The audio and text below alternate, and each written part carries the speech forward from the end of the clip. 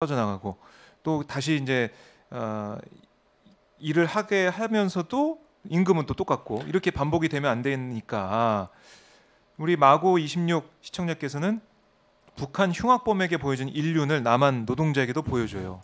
이런 지적을 할 정도로 맞아요. 하청 정말 노동자들이 너무 고통받고 있다 이런 말씀하시는 것 같아요. 맞습니다. 네. 그러니까 오죽했으면 저희 독자분 정말 잘 말씀하셨는데 저는 청와대가 아니죠. 대통령실? 용산 대변인실 이번에 그 북송 그 주민에 대한 네네 어떤 그 강인선 대변인이 발언이 있었죠. 반인륜적, 반도덕적, 반 뭐 그런 성명 뭐 좋습니다. 뭐 하여튼 뭐 그 뭐 사안에 대한 어떤 시각이 다를 수 있으니까 그렇게 네. 뭐 성명 논평 낼 수 있다고 하더라도 적어도 이번 대우조선해양 이 파업 관련해서 전 대통령실조차 내지는 이런 또 강경 네. 법대로 지금 해산하지 않으면 우리 공권력 들어간다라는 식의 어떤 엄포 내지는 이런 그런 식의 대응 말고 네. 제대로 된 어떤 현장에 된 그 노동자들이 어떤 삶을 지금 살고 왜 이 사람들의 주장이 어떻게 나오게 됐는지 그걸 정말로 따져보고 네. 그걸 해결하고 어떻게 한 방안을 만들어야 될 텐데 그렇지가 않아요. 지금 뭐 이상민 장관 행안부 장관 가가지고 10분 만에 살짝 보고만 나오고 네. 그러니까 그게 이제 어떻게 보면 명분 쌓기죠. 와 우리도 정부도 할 만큼 했다. 뭐 노동부 장관, 행안부 장관, 뭐 네. 국무총리도 뭐 대국민 담화 발표하고 대통령도 뭐 얘기하고 우리도 할 만큼 했으니까 노조에서 안 들은 거다. 우리는 어쩔 수 없이 그러면 경제를 살리기 위해서 요즘같이 경제 어려운데 경제를 살리기 위해서 기업이 망하면 안 되니까 이 불법 파업을 정부가 해결해야 된다. 실제로 재계 경총 이런 사람들 계속 그런 식의 얘기를 하고 있고 공권력 투입하라고 얘기하고 있고 그래서 네. 이런 걸 받아서 그렇게 하면 정말 최악인 거죠.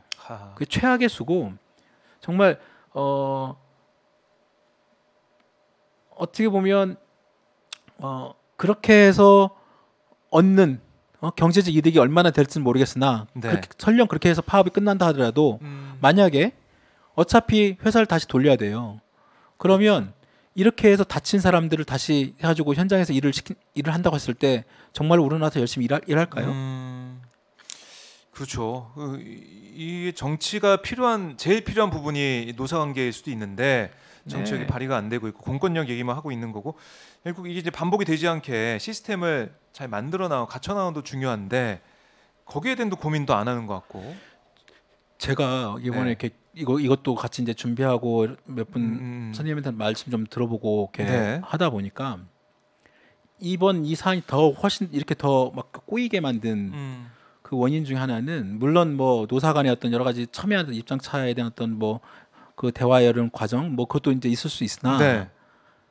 정말 중요한 것은 아까 지금 저희가 계속 얘기하고 있는 대통령을 비롯한 정부 그리고 재계 인사 등 네. 뭐 하여튼 뭐 이른바 지도층 인사들 우리나라 이 노동에 대한 어떤 인식이나 그 관점 이것이 굉장히 천박하다. 네. 굉장히 그 노동에 대한 어떤 인식 자체가 굉장히 천박하고 이 해결 방식도 아까 말씀드린 것처럼 우리가 지금 2022년에 살고 있는데 네. 아직도 1970년, 80년 무슨 뭐 과거 뭐 진짜 백골단 시절에 무슨 뭐 저기 노동조합 저기 파업 현장에 막 쳐들어가고 막 해결하고 네. 그런 방식이 아직도 그런 방식을 취하고 있는 게 정말 안타까운 거죠. 오히려 이게 훨씬 더 사회적 갈등을 네. 야기시키고 그런데 정말 어떨 때 보면 이런 게 있어요. 그러니까 윤석열 대통령이 지난 대선 후보 과정에서 TV 토론 때 혹시 제가 그때도 중계하고 기억이 나는데 네.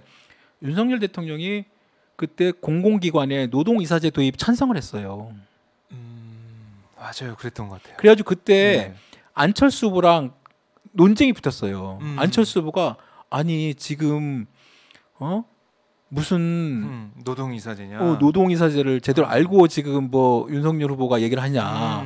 지금 민주노총의 사실상에 다 뭐냐 노동이사를 도입하게 되면 민주노총이 사실상 다 장악하고 있고 민주노총에 의해서 좀 더 또 기업이 네. 어려워진다라는 또 그런 식으로 또 안철수 후보의 전형적인 또 노동관이 완전히 그 또 바닥이 드러난 어떤 그런 거였는데 저는 그때 깜짝 놀랐어요. 윤석열 후보가 공공기관의 노동이사제를 도입을 찬성하는 거에 대해서 그때도 나중에 그 토론이 끝난 다음에 정의당에서도 가장 정의당에서조차도 환영 논평을 보내요. 윤석열 후보에.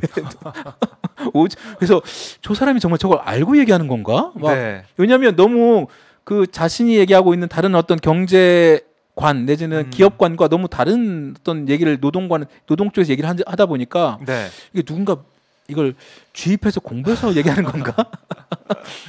아니 그래서 실제로 그게 그래서 이제 그 왜 그걸 찬성하냐 그러니까 뭐 그 원자력 발전 얘기하면서 발전 뭐 우리나라 그 지금 발전 그 여러 가지 뭐 한국전력에 뭐 남동발전 이런 데 있잖아요. 네. 그런 공공기관 내지는 공기업에 그 당시에 이제 뭐 그 원자력 뭐 그 현 문재인 정부에서 뭐 원자력 좀 뭐 여러 가지 이제 탈원전 얘기하면서 할 때 그런 어떤 방침에 대해서 노조가 반대한 게 있거든요. 네.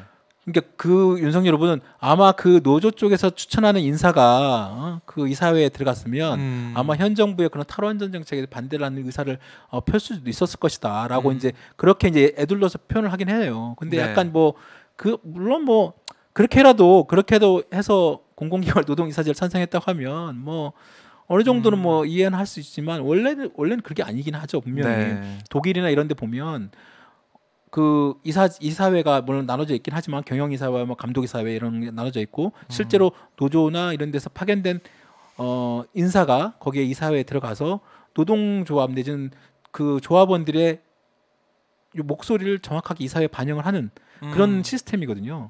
저는 그래서 야 진짜 어떻게 보면 윤석열 후보가 진짜 나중에 대통령이 돼가지고 나중에 정말 이걸 정말 할까라는 생각이 들었어요. 근데 이번에 지금 예. 나오는 거 보면 그때는 그냥 외워서 말한 것 같아요. 결국 지켜지지 않을 것 같은 약속이 돼버렸다. 공약이 돼버렸다. 만약에 정말로 자신이 그때 얘기한 것처럼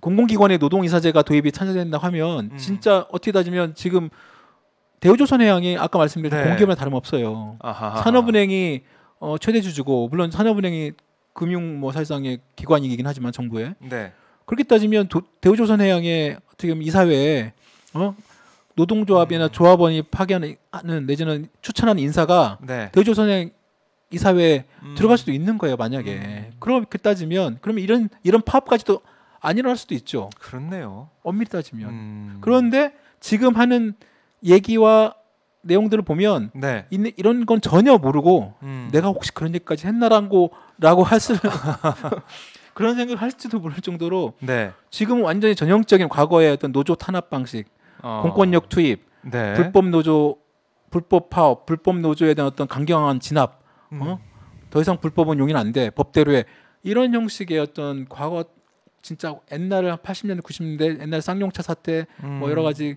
그런 사태 똑같은 방식으로 접근하는 그런 게 그대로 드러난 거죠. 좀 걱정이 됩니다.